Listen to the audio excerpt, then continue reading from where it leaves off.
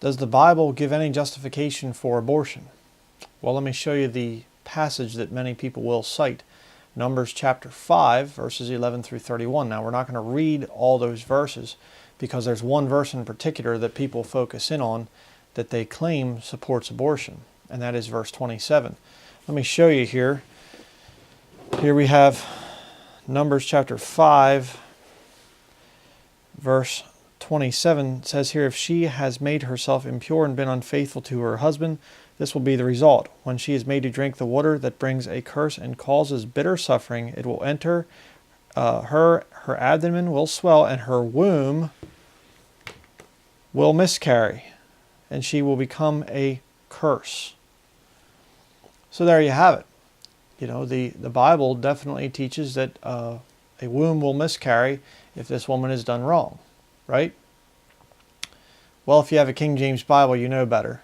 You see, because I was just reading out of the 2011 NIV. Okay, let me show you here.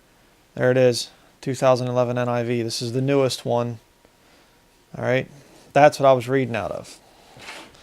Let me show you what the King James Bible actually says. This is why it's so important to have the right Bible. Numbers chapter 5. Let me get to it here. Verse 27.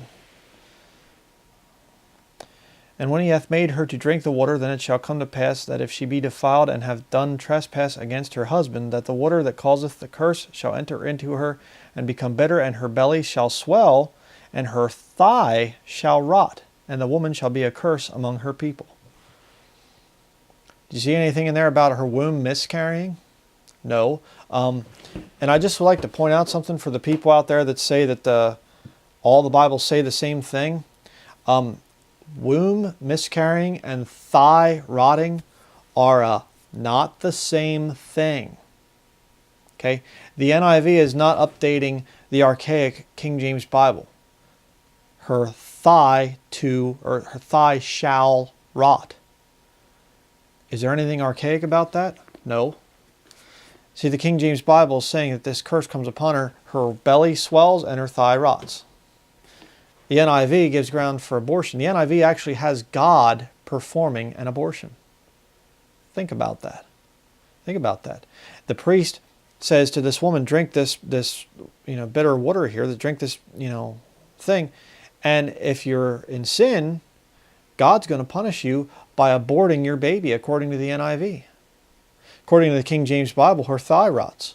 According to the NIV, her womb miscarries. God aborts the baby. And you want me to believe that this thing is of God? Nope. Sorry, not going to do it. This corrupted Vatican version right here, that comes from the Vatican, Vaticanus and Sinaiticus, you can look up that stuff. It's not my theory. It's not some kind of a conspiracy. Part of the NIV translation work was done at the University of Salamanca in Spain, a Roman Catholic university. Okay? Watch my other videos for proof of that. This is a Roman Catholic Bible. This is not a Bible for Christians. Okay? It comes from the Vatican's own text. So, it's junk. Let me show you a couple other of these new versions. Here's a good one. How about the Catholic Youth Bible?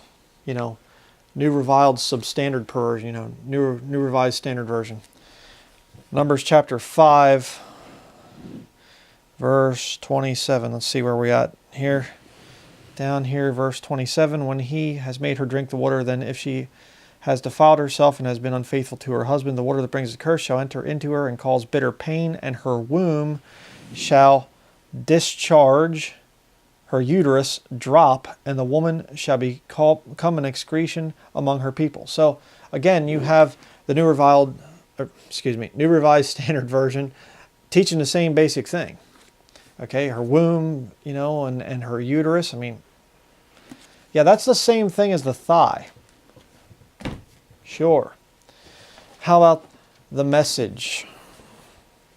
One of the most pathetic, ridiculous things that you'd ever want to, read. It says here, actually I'm going to have to back up a little bit here.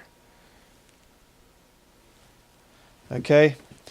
if she has defiled herself in being unfaithful to her husband, when she drinks the water that delivers a curse, it will enter her body and cause her acute pain. Her belly will swell and her womb shrivel. Womb and thigh are not the same thing. Okay? Incredible. How ridiculous. And one more here. Here we have the extremely stupid version. English Standard Version. Numbers.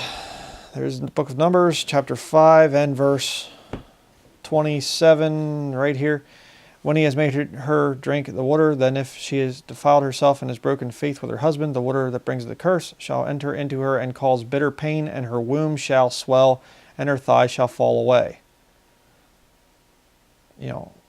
Thigh shall fall away versus thigh shall rot. But again, see, they changed belly swelling to womb, specifically centering around where a baby is formed. So again, all of these new versions that come from the Vatican, they are all lending credence to this thing of, if a woman is in sin, God will abort her baby. And my wife and I were just discussing it this morning. We'll be bringing out more information on this eventually, but the Catholic Catechism actually talks about forced sterility being a good thing in some cases. All right? And you say, I know that Catholics oppose abortion.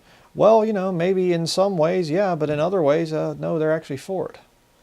Okay? So it's no big surprise that their new versions, the Vatican versions over here, would support the thing of not only abortion, but God himself causing the abortion.